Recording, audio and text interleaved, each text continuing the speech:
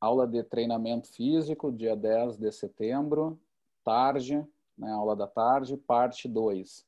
Né, vamos dar sequência. Então, estávamos falando sobre aspectos ligados às bases biológicas do treinamento de resistência. Né? Vamos dar sequência para isso. Vou já compartilhando tela. E paramos nessa parte aqui que eu estava comentando sobre a percepção de esforço, né? E aí acabei já fazendo um parênteses aqui. Nós, se não me engano, já havíamos tocado no termo de overheating e overtraining, não? Eu já tinha dado uma explicação muito rápida, assim, sobre esses dois conceitos, né? Mas também é bom, eu acho que sim, né? Mas é bom a gente, se for errar por um pouquinho mais aqui. Mas lembrando, né? O overtraining é uma síndrome metabólica que desregula, né? Faz uma desordem lá, que é tanto, né? Como o nome já diz, metabólico, mas também psicológico, inclusive prejudicando valores de desempenho. Tá? Ela é uma síndrome complexa, né, que quando está instaurada no aluno, é muito difícil de sair, né, leva meses para fazer uma volta do aluno ao treinamento, muitas vezes leva a abandono, fazendo um resumo da ópera. Bom, mas é interessante só lembrar que para acontecer o overtraining, né, quase sempre tem a associação como uma determinante ali importante, a questão de erro de treino. É o cara com sobrecargas demais durante muito tempo. Mas não é só isso, tem questões alimentares e tal. Mas o que acontece? Quando chega nessa questão de overtraining, o aluno, o atleta tem que ter passado anteriormente pela condição do overheating. Tá? E esse é um termo muito usual em treinamento físico. A tradução dele é o sobre alcance, mas não se traduz geralmente, se usa o termo mesmo de overheating. Tá? E esse overheating pode ser dividido em funcional e não funcional. Tá? A condição funcional, ela acontece quase sempre em atletas de alto nível. Tá? Então, atletas de alto nível, obrigatoriamente, vamos colocar assim, eles têm que passar por essa condição de overheating em algum momento do ano, do período lá do macrociclo dele. Mas tem que ser um período relativamente curto, dura de 2 a 3 semanas, e a característica mais geral é a seguinte, é aquela parte do ano do atleta em que ele se sente cansado, né? Ele se sente lento, ele se sente duro, ele de alguma forma expressa essa questão, não estou solto para nadar, eu não estou conseguindo correr direito, e se for ser avaliado o desempenho naquele período ali, vai dar um desempenho abaixo do normal. Tá? Mas não é errado quando bem organizado. Né? Ele tem uma função ali de gerar adaptações em atletas muito bem treinados, onde a janela de treinamento é muito pequena. Então, é uma estratégia de treino usual. Só que, claro, é arriscada, porque é uma carga muito alta de treino, onde você vai esperar uma supercompensação acumulada mais na frente. Tá?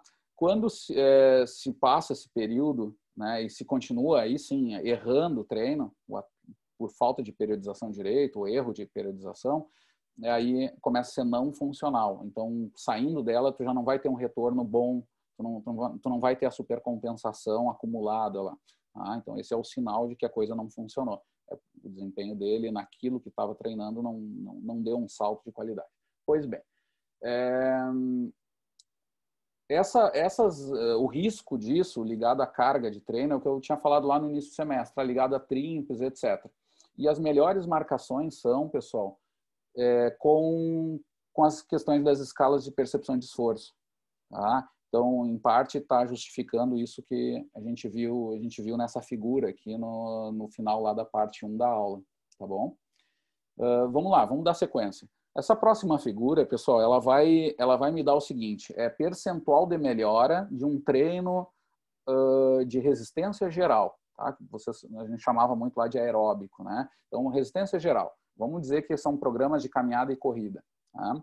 E o que acontece aqui? Eu tenho os percentuais de melhora ao longo dos meses. Um treino de longa duração, um ano ali, 12 meses. Tá? E o que eu vejo? É o mesmo grupo de alunos, inicialmente sedentários, ou seja, com uma janela de treino muito grande, né? Vamos considerar isso, onde eu avalio ele de duas formas. Eu avalio ele pelo VO2 máximo e avalio ele pelos limiares metabólicos dele. Tá? Eu vou colocar aqui limiar anaeróbico. Tá? O que que o gráfico nos diz? Tá? Que se bem organizado o treino e tal, até 8 meses de treino, as adaptações de VO2 elas vão ser mais ou menos próximas em percentual aos ganhos também de limiar, né? Que é quase sempre ligado àquela questão de correr num ritmo de limiar e aí deslocar a curva mais para a direita, né? Ou seja, correr mais rápido em ritmo de limiar.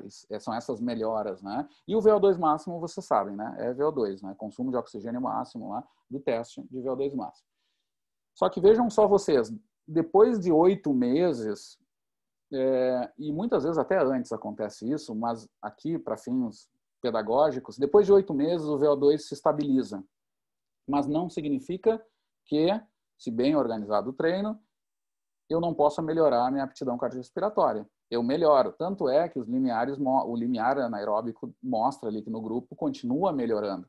Só que o VO2 máximo não. Ou seja, a mensagem primeira é essa, que o VO2 máximo tem um limite como um representante das melhoras cardiovasculares, cardiorrespiratórias, mais genérico. Tá? Ele tem um certo limite. E isso acontece, gente, porque vamos colocar assim, esses caras inicialmente eram sedentários, então eles não são grandes atletas. Tá? Em um ano eles não vão se tornar... Eles são atletas recreacionais, vamos colocar assim, já com uma boa experiência, um ano de treino seguido.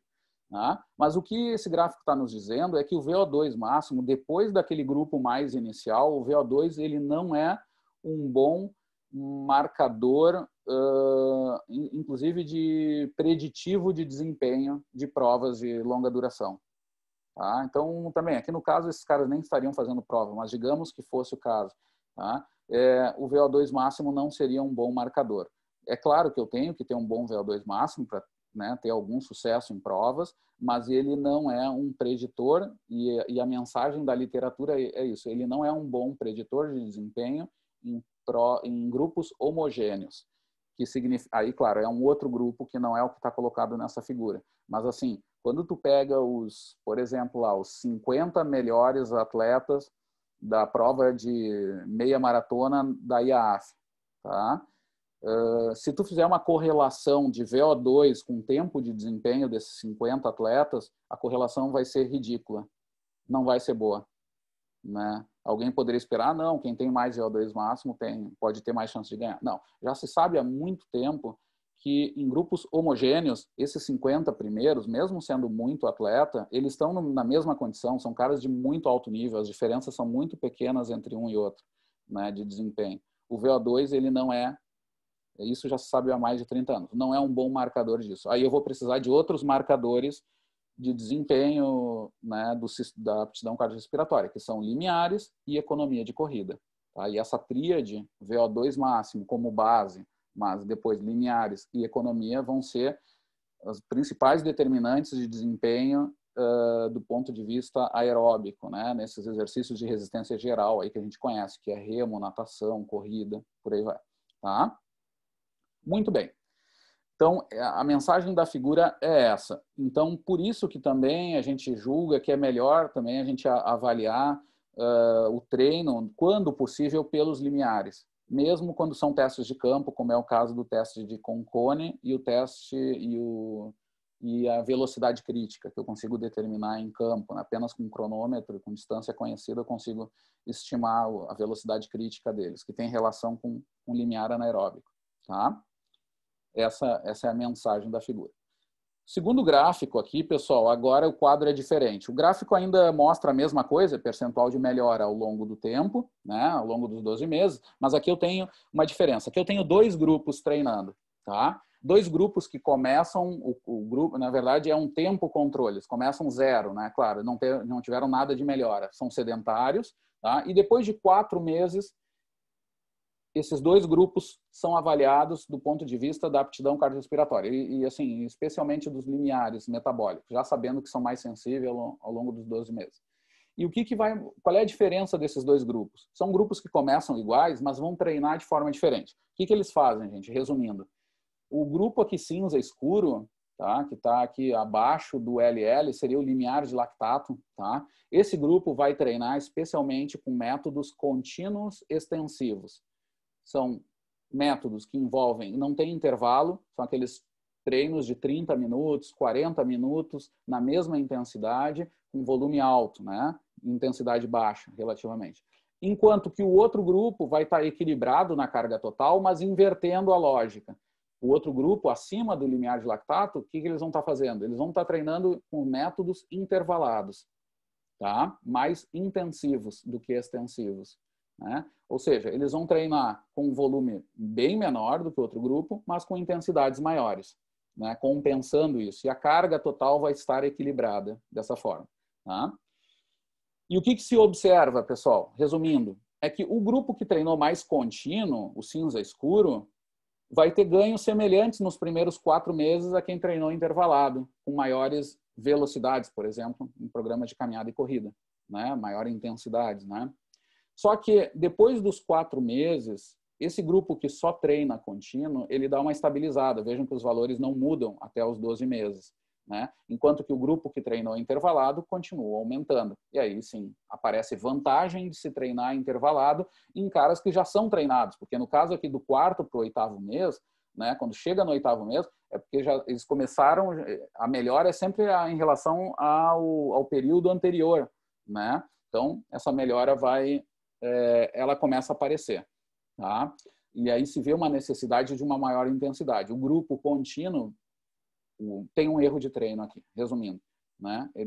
E aí entra assim, eu dei um caso de manhã sem querer, então vou repetir aqui também, que é o seguinte, isso aqui me faz lembrar, por exemplo, os colegas do quartel. Eu servia há 200 anos atrás no CPOR, e uma coisa comum, que mais da metade dos meus colegas faziam, depois quando terminou o quartel, era a mania de sair a correr, né? Os caras faziam no mínimo 2, 3 vezes por semana, de 40 minutos para 1 hora. Era quase que uma regra 1 hora. 1 hora de corrida lá, a corridinha, né? Mas a carga era quase sempre a mesma, né? Era uma rodagem leve, digamos assim, um pouco acima de um trote, né?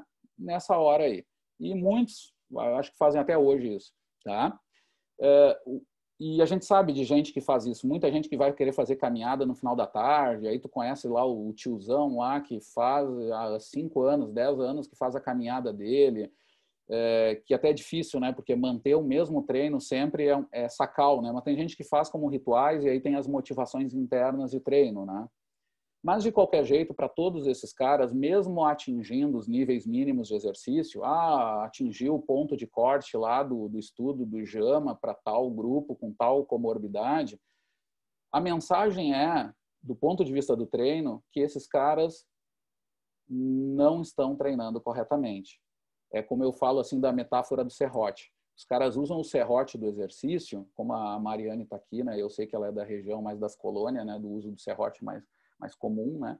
Então, usar o serrote, é aquele que usa o serrote só lá no meio, sabe? O guri de apartamento, quando pega o serrote a primeira vez, faz só aqui, né? Elétrico aqui, usa 3 centímetros de um serrote que tem meio metro, né? E aí o cara diz, olha, cara, tu pagou por todo o serrote, usa todo ele, né? A mesma coisa é aqui nessa analogia do treino, né? Tudo bem, ele vai alcançar um nível mínimo de aptidão cardiorrespiratória que vai ser bom para a saúde, mas é quase certo que ele não vai estar na melhor condição de saúde, mesmo em níveis só para objetivos de saúde, sem querer falar de desempenho, de nada disso, né? Porque chega num certo limite e a necessidade da sobrecarga, e aí entra motivação, variabilidade, caráter ondulatório de cargas, todo aquele papo que a gente já falou antes, que eu não vou repetir aqui, entra aqui para justificar também o uso, não só disso, mas para alcançar novas metas com níveis mais otimizados de aptidão cardiorrespiratória para esses caras. Então, deveriam usar também métodos intervalados a longo prazo. Tá? De novo, respeitando uma série de coisas, né? Tem que ver se ele tem condição para fazer essas cargas, porque no caso das corridas tem mais carga mecânica, tem que regular bem isso, ele tem estrutura, né, física, ele precisa fazer um trabalho profilático de reforço muscular, todo aquele papo que a gente sabe. Mas, em geral, tende, assim, fazendo um resumo, tende a ser um erro treinar só desse jeito. Agora, a mensagem principal dessa figura, gente, na verdade é o contrário, né? É alertar vocês frente às modas que aparecem aí, que não é nem nova essa, não dá para chamar nem de moda mais, porque já passou o pico da onda, né? Mas continua se falando sempre, daqui a pouco aparece lá o HIIT mudando a vida das pessoas, né? E aí a gente tem que ter um cuidado maior sobre isso, resumindo. tá?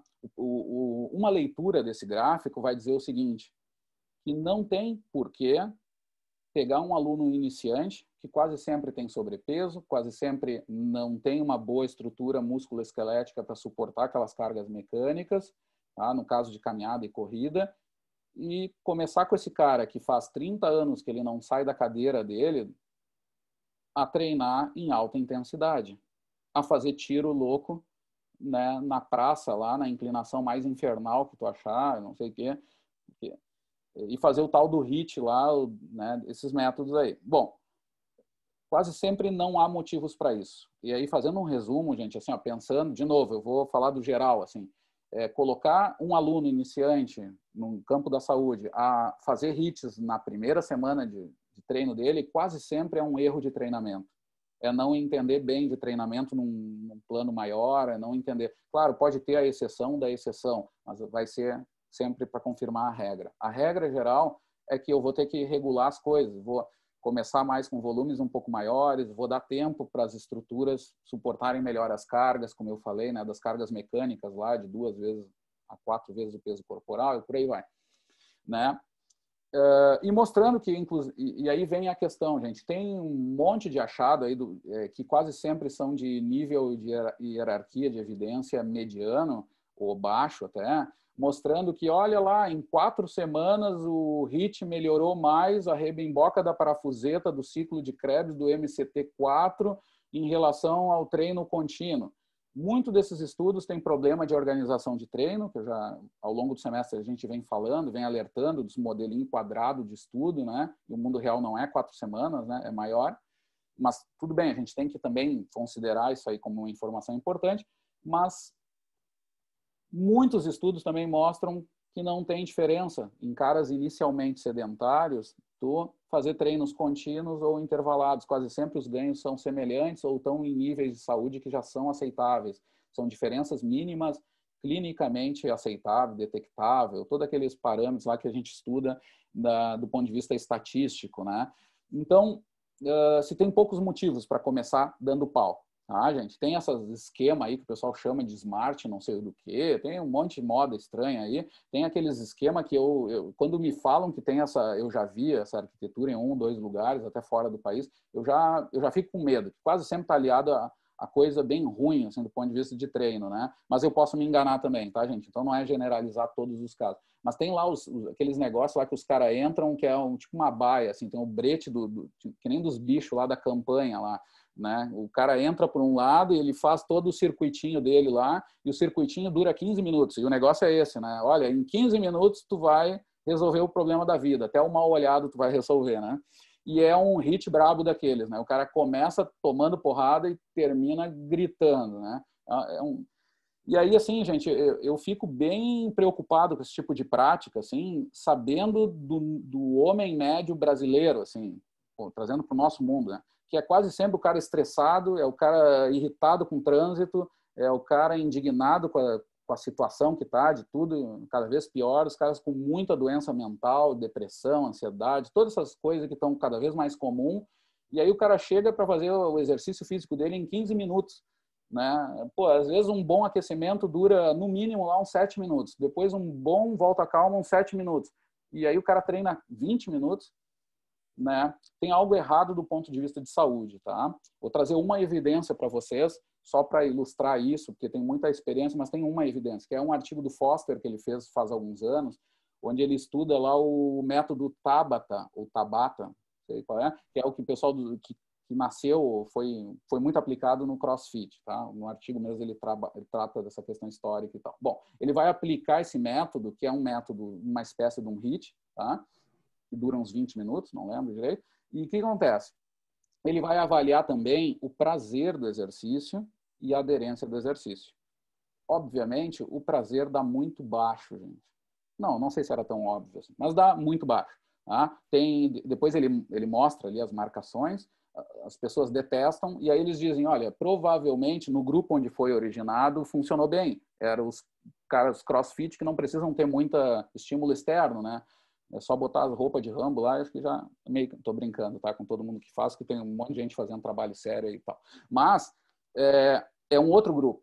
Agora, tu pegar sedentário, iniciante lá, e sair a fazer o método Tabata, inclusive ele faz registro no artigo. Diz que tem vários alunos que não conseguem nem sair da sessão, de tão estressado que os caras saem do treino mesmo.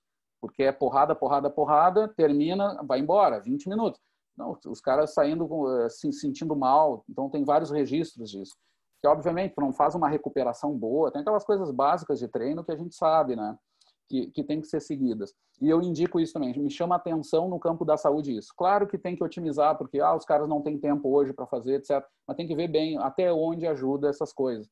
Num plano mais holístico, olhando tudo também. Porque isso vai incidir sobre treino. Não, mas tu não é baseado em evidência. É sim, hoje a gente sabe, eu canso de falar isso aqui para vocês. Tem que unir a ciência, mas também com toda a informação do treino, que tem que ter aderência, tem que ter prazer, né? Tem que ter continuidade nessa coisa. Tem que ter identidade sobre o exercício. Tem que criar uma identidade. Será que em 20 minutos gritando lá ou fazendo... Não, eu estou brincando dos gritos, né? Não sei. Mas será que vai conseguir fazer toda essa ligação identitária com eles? Só para terminar o raciocínio, já te passo a palavra. Por exemplo, eu vejo o caso, um bom exemplo, para contrastar bem, assim, que tem a ver com muito da minha experiência de infância no Uruguai, que era o brincar de rugby, por exemplo. A relação do esporte, da cultura de quem treina lá o rugby, que é um bom exemplo de como se faz tem ali uma base de valores, de identidade local do treino, que rapidamente, não sei se vocês já tiveram a oportunidade de se aproximar, trabalhar com esses caras, tu vê que mais de 90% desses caras rapidamente vira a família deles, assim, e tem uma aderência enorme. Os caras viram, porque tem coisas além do esforço e tal, que também vão ajudar nessa questão de prazer e de ligação com a atividade, tá? E não é a mesma regra para todo mundo, tá? Mas tem que se achar isso também. Então, tenham cuidado com essas modinhas, assim. Se vão usar lá eu aprendi no fim de semana o novo HIIT, não sei, o CIT, que nós vamos ver depois, tá? Nas próximas aulas. Isso é ótimo. Cuidado. Encaixem no raciocínio de treinamento de vocês. Não sigam copiando receita de bolo do curso de fim de semana, que quase sempre é pago, porque é que nem psicólogo, muito psicólogo aí que tem gente que só usa quando paga, que parece que funciona quando paga.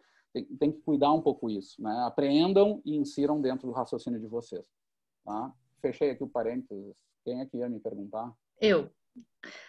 Só uma dúvida, prof. Tem vários métodos Tabata? Porque o que eu conheço são 5 minutos só. Eu acho que aquele artigo era um pouco maior do que isso, mas eu não sei te dizer certamente todos, não sei. Não lembro um pouco, porque faz algum tempo que eu não... Mas eu posso passar o artigo, tá? É Foster, de qualquer jeito, o autor, e usando tu vai ver que é poucos trabalhos, é do Carl Foster, um cabeção da área de treinamento, né? O americano aquele. Eu sigo ele até no Facebook, se você quiser. O cara é muito engraçado, ele parece um cowboy. E ali tem um trabalho com esse grupo ali que pode dar mais detalhes, tá? Mas, se não me engano, naquele estudo não era só 5 minutos. Eu acho que era um pouquinho mais longo. Talvez envolver uma variação disso, uma coisa assim. Tá. O Tabata, ele tem variações, só para deixar a pergunta da Mariane. Ótimo. Diga lá, mais gente. Eu ia fazer um comentário sobre o que tu falou do rugby. Sim, tem toda essa cultura de acabar virando uma família ali, que é o que tem funcionado muito para o CrossFit. Mas também o esporte é o que a gente faz dele. Não dá para achar que todo grupo de rugby vai ser companheirismo, enfim, até pode ser justamente o contrário. Tem casos também negativos. É bom saber que tem alguém que me fala algum... Porque assim, eu me criei no Uruguai de piá brincando com o rugby de uma forma natural, não assim. E depois na ESEF eu joguei no Charruas, mas 1 mês, 2 meses só, né? E só lembrei da infância e depois parei. Mas nesses poucos exemplos apareceu essa coisa, assim, né? Mas é de novo como tu diz, não é natural, porque até assim o exemplo que eu dou, melhor disso, que eu brincava lá no Campo de Loucuras, chamavam, né? E era atrás da casa do meu nono, né? E aí a gente jogava, às vezes brincava de futebol também. Eu não sei se eu dei esse exemplo, eu tô nem velho, às vezes vai repetindo. Mas era engraçado que quando a gente, às vezes na mesma manhã, a gente brincava de futebol e de rugby. Pegar no pau. E, cara, era a mesma pessoa e o cara que era o companheiro, o parceiro que te ajudava a levantar quando tu caía, era o cara que te dava o carrinho por trás, assim, parece que baixava o espírito, que é isso que tu diz, do que se faz do esporte também. A cultura que está envolvida ali que se cria. E, claro, tem a variação até dos grupos, né? Como o Elvis falou bem. Mas, cara, eu não, mas é o mesmo cara, eu vou matar ele, né? Não é possível. Não, aí tinha que lembrar, não, mas ele também é legal. Era muito estranho, né? Mas aí acho que fecha com isso que o Elvis falou, né? Do que a gente faz e do que a cultura também que está imposta no local e no esporte também nos leva para aquilo, né? Tudo isso vai influenciar. Sim. E outro comentário que eu ia fazer, ontem eu assisti uma aula, uma live sobre exercício e depressão e lembrei muito do que tu falou nas aulas, que tinha a ver com outros temas que eu tenho estudado, que a saúde mental está muito ligada com exercício com bastante intensidade. Só que o palestrante, né, o professor Felipe Schuch, falou que também tem que cuidar, porque a pessoa vai continuar, vai ter aderência no que ela gosta de fazer. Então não dá para começar colocando intensidade achando que isso vai resolver o problema da pessoa. Vai ter que ter um desenvolvimento com cuidado ali para justamente não acontecer isso, de começar uma coisa super intensa ali de 20 minutos e ela largar depois. Boa, cara. Legal, né? E cada vez está se dando mais detalhe, assim, né? Porque depende do grupo, mas tem que cuidar, de novo, assim, com princípios do treinamento para regular as coisas dentro de um contexto geral, né? Que esse novo achado que se descobriu não seja receita. Então agora eu vou fazer só HIIT. Então agora eu vou fazer... não tem, quando se faz essas coisas até chama atenção, porque são caras que trabalham com grupos que não tem nenhuma continuidade mesmo, porque não adianta, né? Tu não consegue trabalhar a mesma coisa durante muito tempo. Tu já tem que... Então, até chama atenção porque é meio artificial mesmo, assim, né? Então, tem que cuidar disso. Ler bastante, mas sempre guiado a um raciocínio do treinamento, né? Isso aí. Vamos lá, gente. Vamos dar sequência. Pessoal, então, nesse gráfico, nessa figura aqui, eu queria mostrar isso, tá? Treinos de alta intensidade desde o início quase sempre não é bom, tá? E assim, aí vai depender do grupo, vai depender de um monte de coisa, do estudo em certo perfil, do que eu quero melhorar mais também, né? Mas, de novo, pelos princípios do treinamento, eu tenho que cuidar com isso. Agora, vamos lá. Agora vamos começar a nos aproximar, porque a próximo slide vem as tabelas de treino mais comuns de resistência, vamos chamar assim, tá? Eu vou introduzir para vocês, eu acho que isso alguns professores de fisiologia falam mais, outros menos, que é essa ideia do extensivo e intensivo. Eu já fui falando ao longo das aulas para ir acostumando vocês com essa terminologia, né? Mas o que ela indica, assim, em última análise? Os ritmos extensivos, o nome já diz, né? São extensos, volumes grandes e provavelmente intensidades menores, né? Por aquela relação de volume e intensidade. São ritmos que eu também falei, acho que nessa parte mesmo da aula, que é onde a pessoa consegue falar durante o exercício. Está muito ligado a primeiro limiar ventilatório, e quando é um pouco mais baixo disso, se chama de subaeróbio até, porque as adaptações já não são nem tão boas, mas é muito baixa intensidade. Mas quase sempre são as intensidades que eu vou chamar de trote, longão, soltura da natação, coisas desse nível, tá? São ritmos que eu faço mais de 30 minutos, até 2 horas, facilmente. São ritmos também que muitos dos atletas de provas de ultra distância vão fazer também. Quase sempre eles vão fazer muito grudado em primeiro limiar durante muitas horas ou dias de exercício. Mas no mundo real aqui mais nosso é isso, é o treino esse de base que a gente faz, tá? Que tem esse volume alto, intensidade baixa. Os intensivos, o nome já diz, né? Maior intensidade. Mas vejam que nessa retângulo que eu fiz ali, um pouco antes do segundo limiar ventilatório, são ritmos que eu consigo aguentar durante vários minutos, até 40 minutos, mais comumente, assim, em torno de uns 40 minutos. Só que eu faço eles numa intensidade maior. Eu me sinto mais ofegante, eu me sinto mais tenso ali, né? Para fazer o exercício. Eu estou mais contraído, mais fixo na atividade. E são ritmos de limiar, né, que a gente comentou na aula. Tá? É um grande problema nos programas, por exemplo, de caminhada e corrida, são os alunos que querem correr logo, e aí tu coloca lá, não, tu tem que correr em ritmo extensivo. E aí tu vai ver lá a frequência cardíaca do cara, tá 150, 160, 170 às vezes, se o cara for bem jovem. E aí ele diz, não, mas eu tô conseguindo correr, eu consigo fazer, era um ritmo de 20 minutos e consegue correr, mas aí vem toda aquela história que eu comentei para vocês. Esse cara deveria estar trabalhando extensivamente, né? Aí, ele deveria estar numa intensidade menor, onde tem adaptações até que são específicas para aquilo. Não só metabólicas, mas também estruturais, né? Aquela dissociação que tem de adaptações do motor e da máquina que eu tenho que considerar, né? Resumindo um pouco. Então, tu tem que fazer, de alguma forma, convencer o cara a fazer mais caminhadas e tal, para dar menos risco de lesão e seguir a zona de treino. Porque se ele está fazendo a 160 batimentos, aquilo ali não é extensivo de jeito nenhum, né? Então, é por aí, tá? Então, tem essa conotação. Agora, uma coisa interessante é que desses dois blocos aqui que eu falei, eu vou chamar isso de contínuos. Até agora eu expliquei para vocês os contínuos, que é contínuo extensivo, contínuo intensivo. Mas também vou ter essa dualidade em intensidades maiores, deslocando isso aqui do segundo limiar ventilatório em diante. Pode estar naquela região, pode até ter uma sobressalência ali com os contínuos, tá? Mas que também vai estar nessa ordem. Eu vou ter, aí vão aparecer os intervalados acima ali do segundo limiar.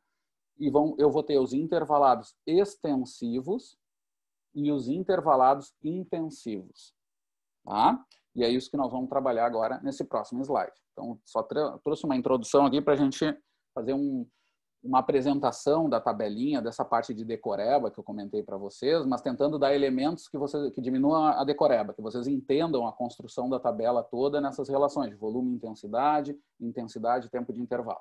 Mas vamos lá. Então, aqui eu tenho os métodos contínuo e intervalado. Tá? Os contínuos e intervalados, né?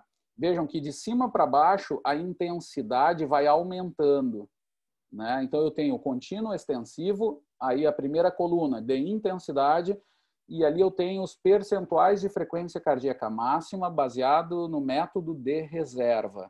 Método de reserva, que eu ali botei como FCR, tá?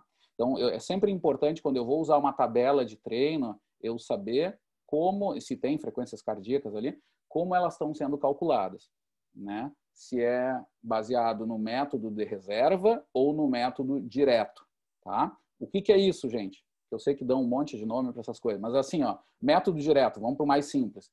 Eu tenho que trabalhar, por exemplo, a 50% da minha frequência cardíaca máxima. E eu uso o método direto, né? A tabela me diz isso e eu sei que é baseada nisso, no método direto. Então, como é que eu vou calcular essa frequência cardíaca? É assim, só para facilitar os cálculos, vamos dizer que eu tenho 200 batimentos de frequência cardíaca máxima. Não é verdade, mas tudo bem. 200. Se eu for trabalhar 50% no método direto, 50% de 200 diretamente é 100. Tá? Eu multiplico por 0,5, me dá 100 batimentos. A minha zona de treino vai ser 100 ali, ou de 100 a tanto que eu marquei na minha tabela de treino. Tá? Isso é o método direto.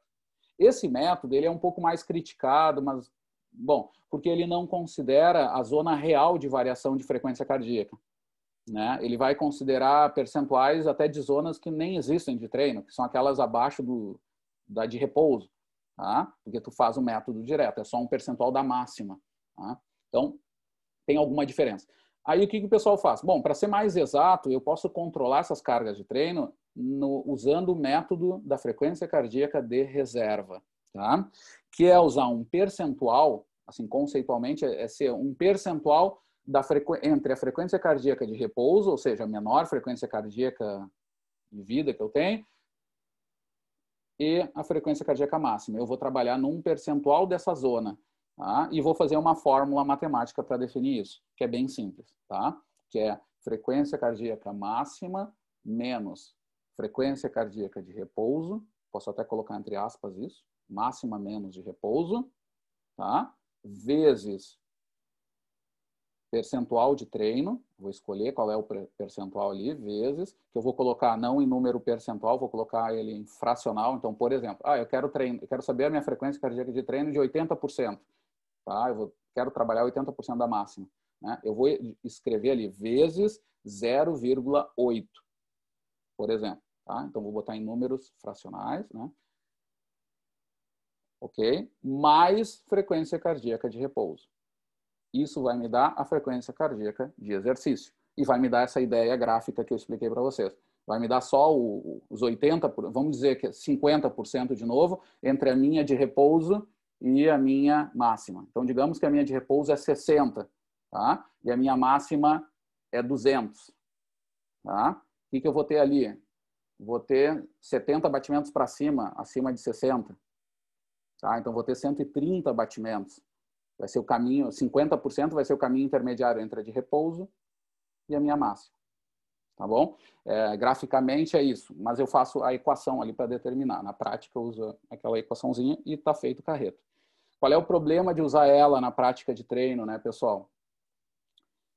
O problema de reserva é que tu tem que saber também a de repouso. No método direto, tu não precisa.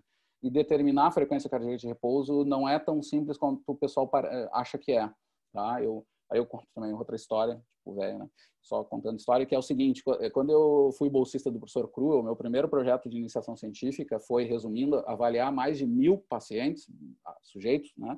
A frequência cardíaca em 7 profundidades lá de imersão, no tanque de imersão lá do Centro Olímpico, que foi histórico, lá ficou por muitos anos aquele centro de um tanque de imersão, né? Todo um sistema lá e tal. E a gente avaliava a frequência cardíaca de mais de 1000 pessoas, era o projeto, né? Chegamos na metade, para dizer a verdade, mas foi muita gente avaliada.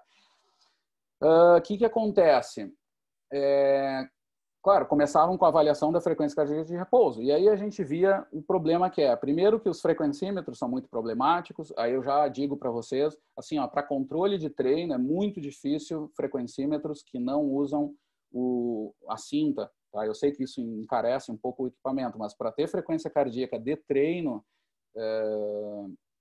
confiável é muito difícil quando não tem essa cinta, tá? Inclusive eu perguntei essa semana para o pessoal que está treinando ainda bem disso no dia a dia e me confirmaram que continua a mesma ideia do que eu já tinha revisado aí atentamente, tá? Com toda a tecnologia, o caminho futuro é cada vez coisas mais, mas por enquanto ainda está muito difícil se avaliar frequência. O que é bom, aqueles equipamentos são para determinar cargas de treino e até frequências de treino, assim, ao longo de semanas, quando tu faz o somatório das avaliações, que é algo parecido com o que se faz com o pedômetro, e aí tu tem lá umas estimativas de frequência que são validadas, tá, na literatura. Mas quando tu quer saber instantaneamente, eu quero saber o ritmo dos 2 minutos ali de exercício, quase sempre é bom ter frequencímetros bem validados. Então, dá uma olhada na literatura do que tem, porque tem muita coisa que não está validada, especialmente quando não tem a cinta, tá? Quando é só no relógio, que tem o sensor ali, né?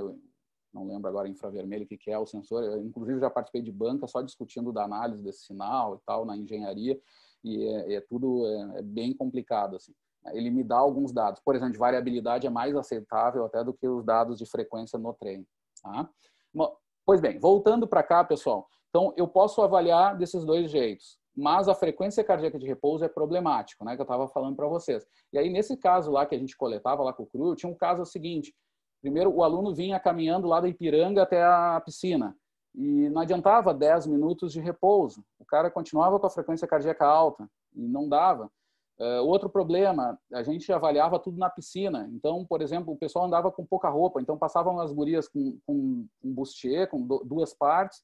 E aí a gente tinha um pessoal de idade lá e ia ver a frequência cardíaca, estava 120 batimentos. Não, tem alguma coisa errada. Aí deixava passar o tempo, a frequência cardíaca baixava.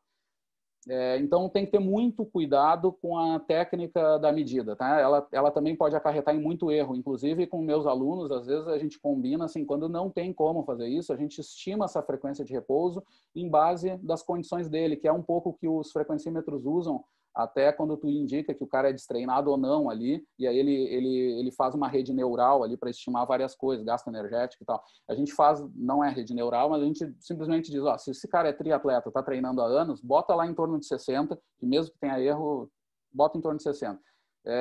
O destreinado bota 80, tá? Mas eu sei que o erro pode estar grande, tá? Tem que ter cuidado.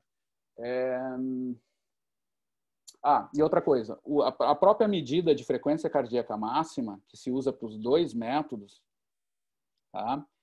Não usa em 220 menos a idade. Tá? Eu sei que o professor Álvaro conta história, de onde veio, toda a questão sem querer que foi o surgimento disso, o Carvone, tem um monte de história disso. Resumindo, pessoal, o achado principal hoje é o estudo do Tanaka, onde tem a melhor evidência que ele fez, populacional, que ele mostra lá que a frequência cardíaca máxima é uma equação que é tão fácil de fazer, né, Rafa, que eu vou deixar meu monitor... o monitor até foi embora, porque ele sabia que eu ia perguntar para ele a questão, né? Tô brincando, gente. Como é que era, Rafa? A gente fez de manhã, eu tive que abrir o artigo, eu não lembrava de cabeça. Frequência cardíaca máxima do Tanaka é 208 menos 0,7 vezes a idade, né? Eu tô falando com o microfone desligado, mas é 0,7. Tá, 208 menos 0,7 vezes a idade. Tá? É melhor que 220 menos a idade. Tá? Então, usem essa equação. O artigo do Tanaka tá também no material de aprofundamento. Tá? E usem essa. Não usem, principalmente porque o 220 menos a idade, ele erra bastante da meia-idade para cima. Tá? Ele subestima bastante. O Tanaka ajusta isso. De novo, é sempre erro, tá, gente? Aí tem fisiologista que às vezes, não, isso aí é tudo estimativa, não adianta, é melhor medir ou senão bota qualquer coisa. Não é assim, gente. Usem o que tem de melhor, até para as coisas que são de campo, que são mais simples, que são equações preditivas, tem que usar o que tem-se de melhor na ciência, inclusive no campo prático. E especialmente no campo prático, né, onde tem mais chance de a gente usar no mundo real, tá? Então, usem essa. Que mais, gente? Vamos lá, vamos continuar com a leitura aqui, ó. O método contínuo extensivo, já tem que ir fechando aqui o negócio, mas um método contínuo extensivo, vejam que a duração, o volume de treino é muito grande, tá? Então tenham um cuidado com isso, porque claro que vai estar limitado até pelo tempo de treino que eu vou poder dar e coisas assim. Então eu posso treinar contínuo extensivo até com cargas menores, tá? Isso aqui é numa experiência do atletismo, esse material. Então já tem esse problema na questão de volume. Então, vocês podem trabalhar até menos, mas vamos colocar que seria de 45 minutos para cima, tá? O intensivo, né, aquele ritmo ofegante que eu comentei para vocês, mais próximo do segundo limiar, lá, ventilatório, é de 20 a 45 minutos. Tá? Esses são os volumes que eu vou trabalhar. As intensidades já comentei, então 40% a 60%, e de 55%, vejam que tem uma interação ali, porque não é exato isso aí, são as maiores chances de eu trabalhar certo com isso, é de 55% a 70%. Bom, se eu quiser aumentar as intensidades, trabalhar em maiores intensidades, eu vou ter que intervalar. E aí o primeiro método que é muito estranho para quem nunca treinou resistência, coisa assim, que é o intervalado extensivo vai ter repetições com duração, cada repetição, cada tiro, de 2 a 15 minutos.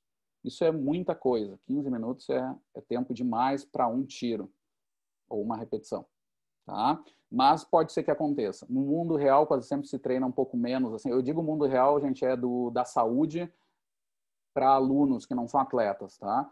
Isso aqui combina bem com o pessoal do atletismo, por exemplo. Para programas de saúde se faz até volumes menores disso. Mas é entre 2 e 15 minutos. Tá? São tiros até de 1.000 metros que os caras fazem. Tem atletas que fazem até tiros de 5.000, que é estranho, né? Porque 5.000, às vezes, 5 quilômetros é o volume de um treino aí de muito pangaré, né? A gente diz. Então, mas pode ser que aconteça. É os volumes mais altos que tem para esses intervalados extensivos. Tá? 6 a 10 repetições, que é bastante coisa. Tá? Então, vejam, para 2 minutos, por exemplo, imaginem, isso aí pode ir 20 minutos só de tiro, né? E o intervalo ali, que é pequeno, tá? De 20 segundos ali a 1 minuto, 1 minuto e 20. Tá? Então, vejam que sempre quando tiver 2 tracinhos, gente, é segundo, e quando tiver 1, é minuto. Tá? Então, cuidem com isso. Tá? Que mais? Os intensivos, gente. Eu tenho intensidades maiores, então, de 85% a 90% da frequência cardíaca de reserva. Os tempos dos tiros, de cada tiro, é de 1 a 3 minutos. Então, de novo, como a Mariane tinha me perguntado lá no início, né? Eu vou ter que acertar distâncias que meu tiro dure entre 1 minuto e 3 minutos. Tiros de 1 minuto, 3 minutos vão ser mais ou menos uns 300 metros. até 500 metros, algo por aí, 600 metros, tá? Repetições de 3 a 5 repetições, são menos repetições, isso vai indicar um volume menor, e eu vou poder dar mais intensidade por causa desse número menor de repetições, e os intervalos é de 1 minuto e 20 a 2 minutos. Lembrem que o número de séries é de 1 a 3 séries, tá? Eu não coloquei aqui porque, como é igual, não varia muito isso, é de 1 a 3 séries. E o mais comum é de 2 a 3 séries, é ter algumas sériezinhas, né, assim, em sequência. Então, mas a regra geral é de 1 a 3 séries, tá bom? Outro cuidado com essa tabela, pessoal, é a seguinte. Lembrem que todos os percentuais de frequência cardíaca, eles são para um dado sujeito, mas depois esses percentuais, especialmente quando eles estão ali em umas cargas mais altas, eles vão variar um pouco segundo o nível de treinamento desses caras, tá? Entre primeiro e segundo limiar ali, tá? Eles vão variar. Não é tão alto assim, mas intermediárias vai variar bastante. Então, esses percentuais podem mudar. E vão mudar sempre da mesma forma. Caras mais treinados vão treinar na mesma zona de treino em percentuais maiores do que antes, do que quando eram destreinados. Tá? Então, é isso. O cara que vai treinar em ritmo de segundo limiar, tá? Que pode ser ali o ritmo extensivo, ou um pouquinho mais acima até do que o intervalado extensivo, tá? Destreinado, 70% a 85%. Mas quando ele ficar bem treinado, ele vai treinar acima do limiar ali, beirando os 90%.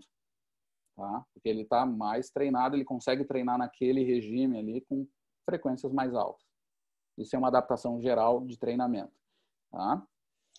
A saída disso é determinar os ritmos de limiar. Aí eu consigo ligar. Por exemplo, no grupo de corrida Locomotion, nós usamos lá o método do Daniels, tá? Que é um grande pesquisador, um cara foi treinador de nível olímpico e ao mesmo tempo estudou com um dos maiores fisiologistas aí do exercício da história, inclusive, com Kossel. E esse cara, bom, no livro dele tem todo o material e a gente usou todo o raciocínio dele das cargas de treino para o grupo de corrida, só que alteramos uma coisa básica. Ele usava percentuais baseados no VO2 máximo, que seria a ideia de frequência cardíaca máxima. Nós alteramos isso para o ritmo de limiar. Ajustamos todas as cargas para percentuais, ao invés do VO2 máximo, para percentuais do segundo limiar ventilatório, estimado pelo limiar de Concone.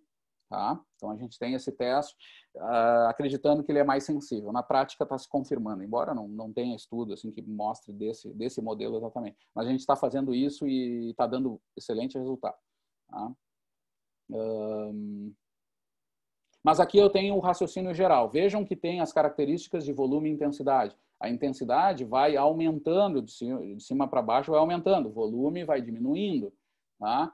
A relação intensidade e tempo de intervalo. O intervalado extensivo, eu tenho 20 segundos a 1 minuto. Né?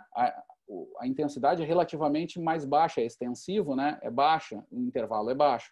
Quando eu vou para o intervalado intensivo, que a intensidade é mais alta, o tempo de intervalo é mais alto, é 1 minuto e 20 a 2 minutos. Eu descanso mais a cada repetição, para ter essa qualidade de movimento, de desempenho melhor. Tá? Então, segue toda aquela regra lá daquelas relações que a gente falou no início do semestre. Se vocês lembrarem disso, vocês têm mais chance de decorar menos. Mas vai ter alguma decorar, mas entendendo essas relações, sabendo para onde correr em relação de um tipo de método para outro. Tá? Cuidado com essa questão, né, da frequência cardíaca, que se ajusta, lembrem disso, já conversamos bastante. E aí eu termino a aula com essa figura aqui, que eu nem cobro ela como conteúdo, é mais para vocês terem um material que às vezes o pessoal acha tão difícil, né? E é uma coisa meio básica de treino, que é assim, eu tenho aqui uma relação entre VO2 máximo e percentuais de frequência cardíaca usando os dois métodos, esse direto, tá? Que seria ali o percentual da FC max, e o método baseado na frequência cardíaca de reserva, que é o percentual FCR, tá? E aí eu tenho uma relação geral de como se dão esses percentuais. Apesar de eu saber que essas relações de VO2, frequência cardíaca, são individuais, né? Mas mesmo assim, em geral, eles têm esse padrão. Tá? Os percentuais de frequência cardíaca usando o método da frequência cardíaca de reserva são muito próximos dos valores de VO2 máximo. É isso que está mostrando aqui a tabela. As de frequência cardíaca máxima, como eu uso o percentual todo lá, eu tenho que jogar naquela zona de treino um percentual maior. Eles ficam com valores maiores, principalmente nas cargas menores, isso influencia mais. Depois vai chegando nas máximas, diminui essa diferença, tá? Mas continua ali. Tá? É só uma tabelinha de transformação. Pessoal, e aí eu termino a aula aqui. Eu vou tirar o compartilhamento, vou parar a gravação.